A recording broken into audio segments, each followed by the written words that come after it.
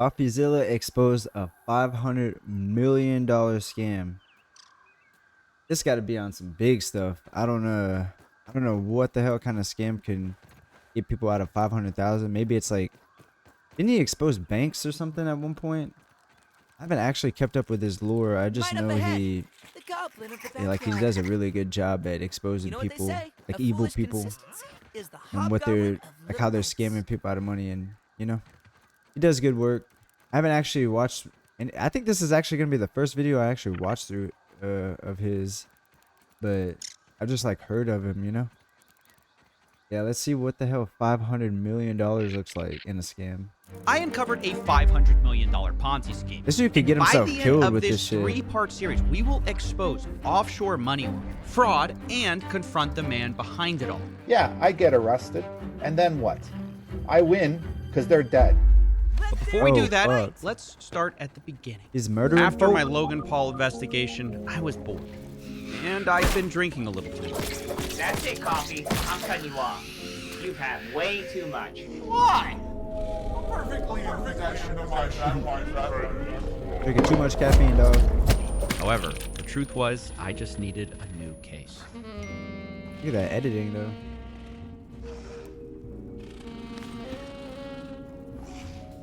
I woke up hungover with a text about something called Trader's Domain. I hadn't heard of it. This person told me that a lot of people and celebrities had their money locked up in it, and they were hoping it wasn't all gone. I decided it was the perfect case to get back in the game. It's time to investigate Trader's Domain. All right, back in the $10 million studio. I've got their website pulled up here, and it says they're going to maximize your financial potential and claim that in 3 years, they made returns of 473,000%. According to their website, they do this by being a Forex broker, which is fine. But what's strange is that they're an offshore company, which means technically they can't serve U.S. investors if they wanted to because they're located in St. Vincent, which is unregulated. But if that's the case, how did our friend here even get involved? And what he told me was this, quote, Brandon is who brought me into the fund. These are the sponsors.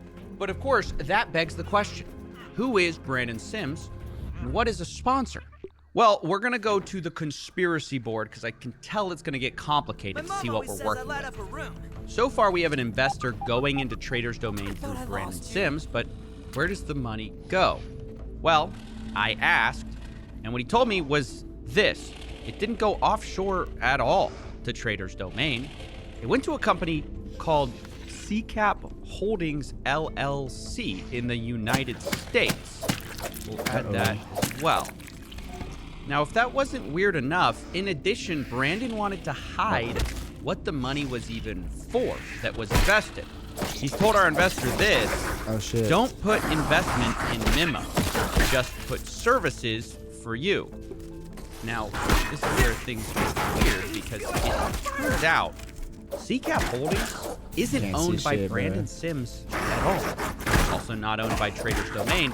It's owned by a man named Tim Tran. Now, when you look up who Tim Tran is, he's basically a ghost. There's essentially only one article about him running a weed growing operation, which he was arrested for.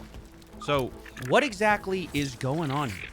Well, to find out, I got a couple calls with 2 TV celebrities who said they put money in Trader's Domain and lost it as well, and hopefully they can help us figure this out. My name is Pace Morby, and I lost $950,000 in Trader's Domain. God damn. Hi, my name is Jamil Damji. I invested $1 million into Trader's Domain. I have never taken a withdrawal out, and I've lost all $1 million. And I wanted to ask how these two got involved with Trader's Domain. So I come to learn of this opportunity, this investment opportunity, at a mastermind in Miami, Florida. I was invited there by Pete Vargas, who is on Grant Cardone's team. Pete Vargas came to me and said, hey, I've got this thing that I'm making really good money on, and you and Jamil should get involved. And this is where we meet the individual by the name of Holton Bugs. They showed me their accounts, and they're like, look at this. We're pulling money in every single month. Look at this, look at this, look at this. he gets into this incredible story of millions of dollars of profits that he's been able to make in the world of day trading, and shows us some accounts. Some of these accounts had phenomenal, like just mind-bending balances in it. One of them was over $80 million. There was another account that he showed us that had over $650 million. He had said that someone had offered him $650 million to buy his trading bot. Apparently this bot was the, incredible technology that was making these fantastic returns, and the bot never had a losing day. But he's showing us this software. It's not just screenshots, it's like actual software that I've never seen before, and it's called Trader's Domain. I make a decision that I would invest initially $500,000. I talked to Holton and his team, and they send me wire instructions, and on those wire instructions, I am implicitly and very specifically told, how to send the wire, who to send the wire to, what to write in the memo.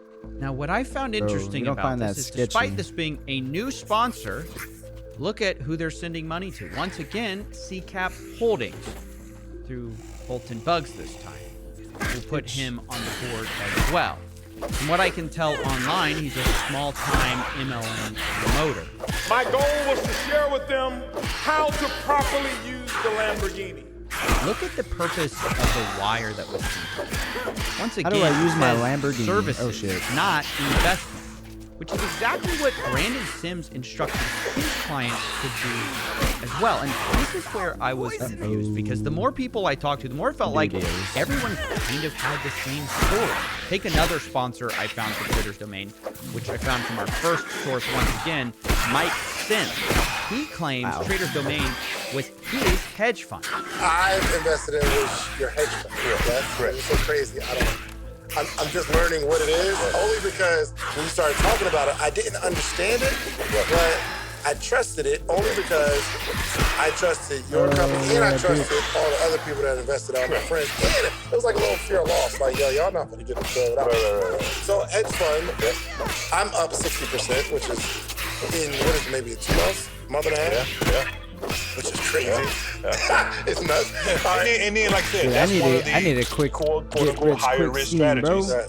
So it is a higher risk? It is. But y'all haven't lost in that long. We Who has haven't. There are $650 losing million days, just to invest, but bro? no losing months. Now, this all sounds great.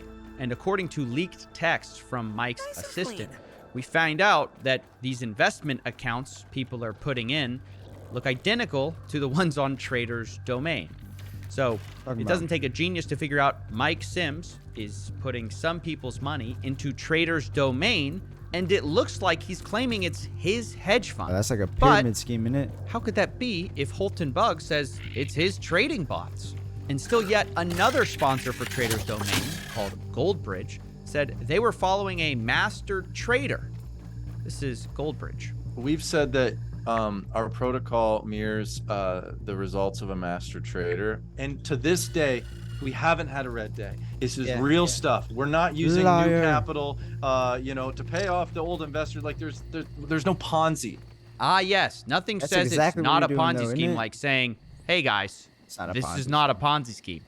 Now, of course, I went ahead and put everyone on the board here. Trust me, dude. The more people What's your sources? I talked to, just the more confusing it got.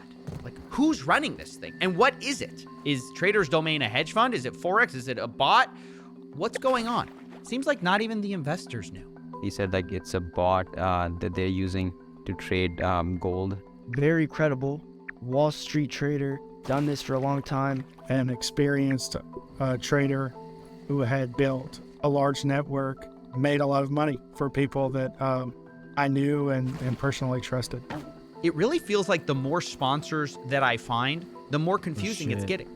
And the details, even when they seem to line up, always slightly vary. For example, if you put in your money with Alex Santi of Centurion Capital, they said they were going to use an expert advisor trading bot, which might sound similar to Algo Capital, another sponsor, who said they were using a trading bot as well, but with a twist. I thought, basically they described it as what is a trading bot? Is that like as soon as the prices go up, they had it down a certain where they amount would it win sells like it for almost you? all the time. And there was a master trader overseeing the bots. So this time there's another master trader involved. I mean, trying to find the truth feels like I'm trying to grab smoke or something. Every time I thought I understood what That's was a good going analogy. on, I'd hear a new story. Kinda I grab even smoke. found one about NFTs. They said they were investing in NFTs, but really, the money was just getting siphoned off to Trader's Domain. Bro, NFTs. And part say of the less. reason I know I'm I can going trust you through with all all my these money. examples with you is to show you the absolute insanity of this. Everybody's feeding money into the same place, all under different reasons with different stories. But they did have one thing in common. You see, everybody was making lots of money and getting very rich with Trader's Domain, at least at first. And I meet dozens of people, all of whom have been in this platform for over a year, all of whom are saying that they pulled out more than their principal. Those people have unbelievable stories of like, yeah, I've made this much money. I've done this much. I've pulled this out. And not just stories, but like, hey, yeah, here's my bank account. I got a wire 2 months ago. So my brother started They all with paid to 10 lie or grand. something? And with that 10 grand, it took him, bro, he's made way over $100,000. But bro, all the way up to like last October, he's been able to cash out. No problem, and he's quadrupled, made so much of it, made profit. And this is the reason people were throwing their money into Trader's Domain. They saw their friends and family getting paid out legitimately. But like Or they all just good gained their things, trust that or came what? to an end. Over time, payments started to get delayed, and people started noticing something odd. They The gained only their time he trust noticed that it first, started slowing down was in October, where they started telling about the 20 days, but it took them more than 20 days. And so what ends up happening is one day we're looking at our phones What the hell and is that fallen all of a oak? sudden we're losing. And we're not just losing a little bit. Our accounts are in drawdown like 50%. And then Yeesh. Pace calls me, he's like, this is where the rug gets pulled out from underneath us, man. I felt like something was wrong, and I feel like this is where the rug's gonna get pulled out from underneath us. Yeah, he tries to I act felt awkward. like that day I was feeling sick. I'm like, man, damn it, we got scammed. And then all of a sudden, everything magically got erased. And they said, oh, the servers refreshed. We had to Yeah. refresh the servers. Like that somehow changed all the trades. They said, no, it's the aggregator. The way the aggregator communicates from the platform to MetaTrader 5, the data gets scrambled, and then it gets screwed up for the whole day. And then by the end of the day, I actually made money. Yeah, he just changed the trades. He just changed the exit, dollar amount that he Fallen Oak took Branch, where is that? on that trade. Now, this was alarming. Trades can't change after the fact. Losses don't just magically become profits. That's impossible. And people were confused. Why were their withdrawals getting delayed if they were still making money? And that's when people started to panic withdrawal. They wanted their money out. And this is when things went from bad to worse, because payments stopped coming altogether. And the CFTC issued a red list for Trader's Domain for, quote, accepting funds from U.S. customers, which, as we said, is illegal. And a few months later, as I'm investigating this, an official investigation is announced as well. Quote, CFTC charges several people and companies in an $145 million Ponzi scheme.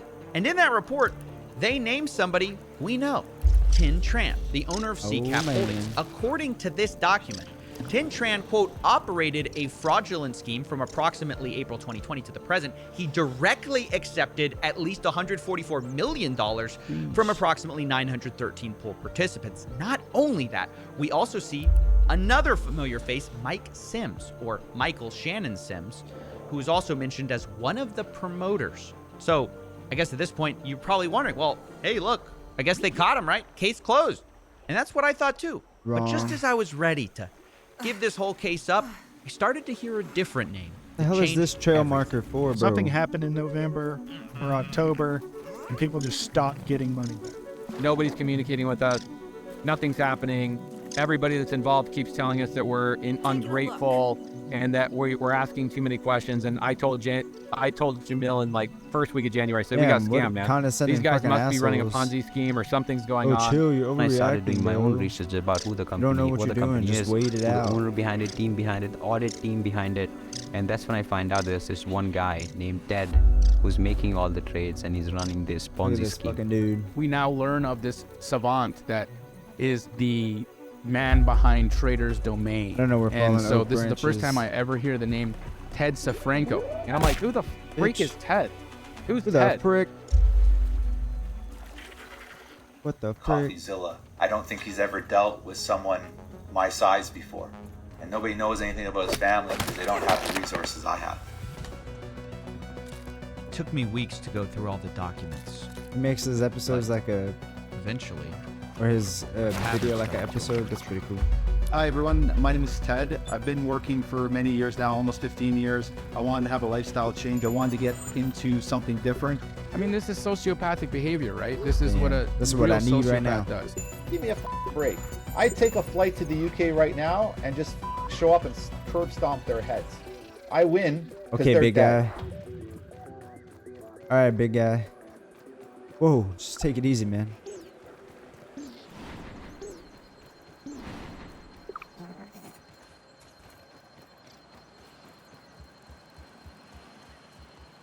Looks pretty cool. That's like a cool be right back scene from a Twitch streamer. Oh, alright. Are those all the Patreons or something? That's pretty cool. Oh shit, that was it? So what, he's gonna... This is only the beginning of his Ponzi scheme expose? Interesting. I wonder when the next one drops. $600 million. Oh look, Mudahar talks about it too. Oh wait, no, he did. That's Star Citizen. What the fuck? Why is everybody stealing money, bro? At least Coffeezilla is exposing them, and I'm sure they got other people that are doing the same thing. That's why you gotta watch out what you're expose or what you're investing in. And if you don't know the website and you don't know the people, actually, even if you do know the people, right? Some people are just grimy, bro. You can't trust anybody really. But damn, dude, imagine having even like $100 million to spare. Imagine having $1 million to spare. Some of these motherfuckers are giving them millions and millions. I'm sure they like start with a small, or not a small, but like hefty fucking a small loan of $2 million. And then it turns into like 50 mil and then 100 mil. And then the rug gets pulled out because they're like, holy shit, look at all this money. That's shitty that they could do that though. How did they not get arrested though? Well, I mean, they're about to get looked into, right? And then they're just gonna hide from the police. Is it worth it though to get rich quick? How does he say it? Do a deal for meals and get rich quick. I forget how he says it, bro. Do a deal for kicks and get rich quick. No, I forget the bar, but yeah, man, is it really worth it to get rich quick if you're gonna have to spend the rest of your life running from the cops, bro? I mean, it seems cool, but then look at the end. Even when you're like 60, whenever you get arrested, them last like 10 years of your life, 20 years of your life, or whatever, spending inside of a cell, bro, doing the same shit every day, having to watch your back anytime you, at all times, even when you sleep and you don't know about your celly, you know, it might be crazy. People, I don't know, why risk prison time, bro, just to get rich quick like that, like, or at least be legit, right? And then if you start running into obstacles and you're not gonna be able to pay your people back, like, let them know, like, yo, everybody, you better start pulling out now because we about to lose it all. But no, they're just like, fuck it, bro, let's pull all the money and we'll keep it. And then I guess they use that money to hide from the cops until they get caught. I don't know, bro. Couldn't be me.